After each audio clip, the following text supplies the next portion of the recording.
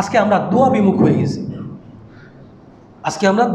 হয়ে গেছি। আপনি চিন্তা করেন, যদি আমি এখানে জিজ্ঞাসা করি, যে হাত তুলতে বলবো না, লজ্জা দিতে চাচ্ছি না, যে যদি জিজ্ঞাসা করা হয় যে আপনি লাস্ট কবে আল্লাহর কাছে দোয়া করেছেন, অনেক মানুষ দেখবেন যে করে নাই, বা প্রত্যেক দিন হয়তো করে না, হয়তো কিছুদিন আগে করেছে, বা রমজান মাস হওয়ার কারণে হয়তো করছে, কিন্তু অন্য সময় স্বাভাবিকভাবে কিন্তু আমরা আল্লাহর কাছে দোয়া করি না।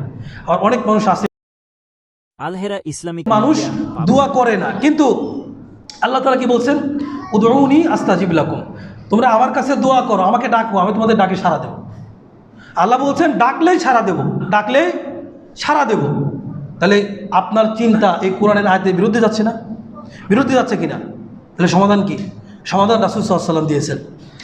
মুসনাদ আহমদের 11,133 নম্বর হাদিস। এই হাদিসটাও আবু সাঈদ খুদরি রাদিয়াল্লাহু আনহু বর্ণনা করেছেন। তিনি বলছেন, রাসূল সাল্লাল্লাহু আলাইহি ওয়াসাল্লাম বলছেন, মা মিন মুসলিমিন ইয়াদউ বিদাওয়াতিন লাইসা ফিহা ইসমুন ওয়ালা কাতিয়াতু রাহিমিন। যখন কোনো মুসলমান আল্লাহর কাছে কোনো দোয়া করবে, আল্লাহর কাছে কোনো কিছু চাইবে, ওই দোয়ার মধ্যে যদি দুইটা জিনিস না থাকে, লাইসা ফিহা ইসমুন, মানে আপনি এমন একটা জিনিস চাইলেন যেটা গুনার জিনিস, আপনি দোয়া করলেন যে আল্লাহ আমার সন্তানটা যেন সুদী ব্যাংকে চাকরি পাওয়া যায়, আপনি দোয়া করলেন যে আল্লাহ আমার সন্তানটা যেন এই 10 লাখ টাকা ঘুষের বিনিময়ে হলেও চাকরিটা যেন পেয়ে যায়, মানে যেই দোয়ার মধ্যে হারাম কিছু আছে, মানে হারাম কোনো জিনিস থাকবে না, পাপের কোনো জিনিস থাকবে না, ওয়ালা কাতিয়াতু রাহিমিন, এবং আত্মীয়তার সম্পর্ক ছিন্নকারী কোনো বিষয় থাকবে না। অর্থাৎ আপনার এই দোয়ার মধ্যে যে বিষয়টা আল্লাহর কাছে চাচ্ছেন, এর মধ্যে আত্মীয়তার সম্পর্ক ছিন্নকারী এমন কোনো জিনিস, এমন কোনো বিষয় থাকবে না, এই দুটা জিনিস থাকবে না। রাসূল সাল্লাল্লাহু আলাইহি ওয়াসাল্লাম বলছেন, ইল্লা আতাহুল্লাহু বিহা ইহদা সালাতিন, তার এই দোয়া আল্লাহ তাআলা কবুল করবেন, তবে আল্লাহ তাআলা 3টি জিনিসের তাকে যে কোনো একটা জিনিস দিবেন। মনে রাখবেন, আপনারা উপরে যারা মা বোনেরা আছেন এবং যারা আমাদের নিচে যারা মানে ভাইরা যারা আছেন, আপনারা সবাই মনোযোগ সহকারে খেয়াল করবেন।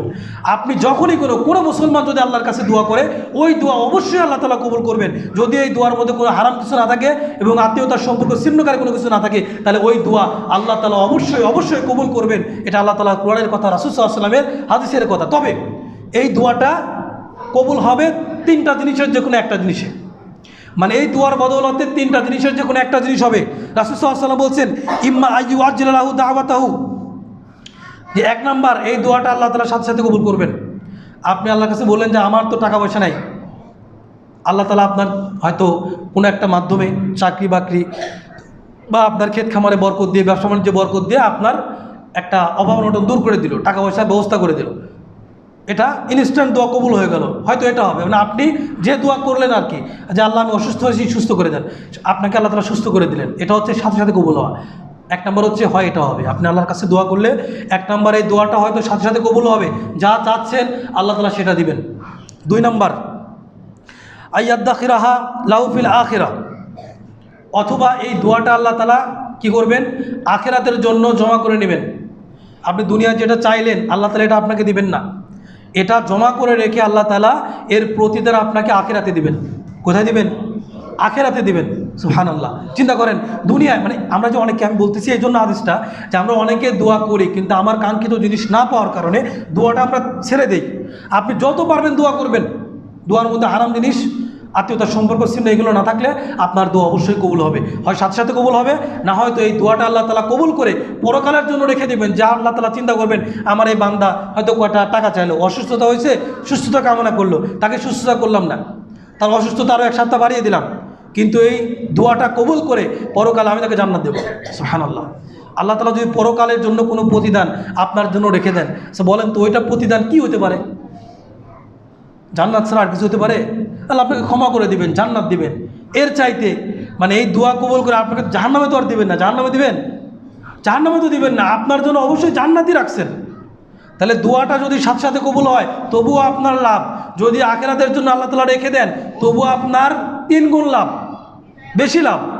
এরপরে রাসূল সাল্লাল্লাহু আলাইহি ওয়াসাল্লাম বলছেন, ওয়া ইম্মা আইয়াসরিফা আনহু মিনাস সুই মিথলাহা, অথবা আল্লাহ তাআলা তার জীবন থেকে একটা বিপদ দূর করে দিবেন, অনুরূপ জিনিস, মানে যে জিনিসটা চাচ্ছেন আপনি, মানে আপনার জীবন হয়তো বড় কোনো একটা বিপদ সামনে আসে, তা আল্লাহ তালা আপনার দোয়াটা কবুল না করে আল্লাহ তালা চিন্তা করলেন যে এটা আমি ছোটো জিনিসটা কবুল না করে তার সামনে যে একটা বড় বিপদ আছে ওই বিপদটা আমি দূর করে দিলাম।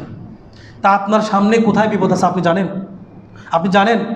যদি আপনার দোয়া কবুল না হয়, আপনি যে জিনিস আল্লাহর কাছে চাচ্ছেন এটা যদি আপনি ইনস্ট্যান্ট যদি না পান, সাথে সাথে যদি না পান, তাহলে চিন্তা করবেন যে এই দোয়াটা আল্লাহ তালা আখিরাতের জন্য রেখে দিয়েছেন, এটার প্রতিদান আমি আখিরাতে পাবো।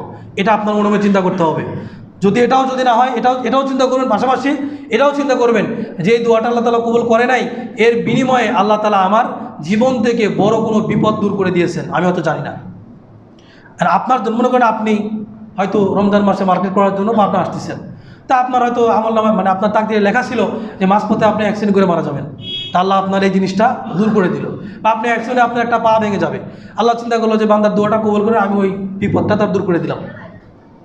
এটা যদি হয় আপনি কি বুঝতে পারবেন আপনার দোয়া কবুল হবে তিনটার যে কোনো একটা, এটা মনে রাখবেন।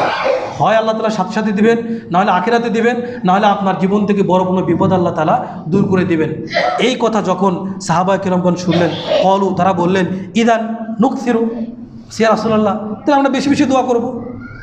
তাহলে আমরা বেশি বেশি দোয়া করলে যেহেতু কবুল হবেই, তাহলে আমরা বেশি বেশি দোয়া করব, সাথে সাথে কবুল হলে সেটাও লাভ, যদি পরকালে পাই সেটাও লাভ, আবার যদি বিপদ দূর হয়ে যায় সেটাও লাভ। তিনটা জিনিসই আমার লাভ, মুমিন বান্দার সব কিছুতেই কল্যাণ।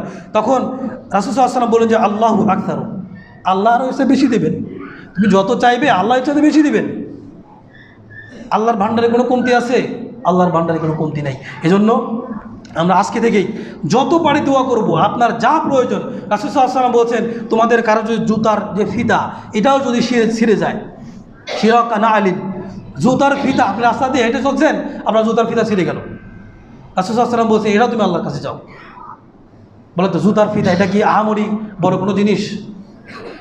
খুবই নগণ্য একটা। রাসূল সাল্লাল্লাহু আলাইহি ওয়াসাল্লাম উদাহরণ দিচ্ছেন যে সামান্য জিনিস, যে সামান্য জিনিসের দরকার হয়, তোমার একটা জুতার ফিতার দরকার, সেটাও তুমি আল্লাহর কাছে চাও। সেটাও কার কাছে চাও? আল্লাহর কাছে চাও। তাহলে যেগুলো বড় জিনিস এগুলো তার আগে চাইতে হবে, তাই না? এই জন্য আল্লাহর কাছে দোয়া করতে হবে, দোয়া করলে অবশ্যই সে দোয়া কবুল হবে।